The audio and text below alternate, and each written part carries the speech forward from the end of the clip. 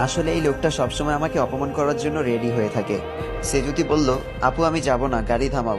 আপু বলল, আরে তোর কি মাথা খারাপ নাকি, এখন গাড়ি কিভাবে থামাবো, তাহলে রাফিনে দেরি হয়ে যাবে, চুপ করে বসে থাক তুই। সেজুতি বলল, তাহলে আমি পেছনে বসবো, তুমি এখানে বসো। আপু বলল, আরে চুপ করে বসতো, আর অল্প একটু পথ, চলে আসছি প্রায়। তাকিয়ে দেখি রাফিন মুচকি হাসছে। ব্যাপারটা কিছুই বুঝলাম না। আমরা এয়ারপোর্ট পৌঁছে গেলাম, সবাই এক এক করে নেমে গেল।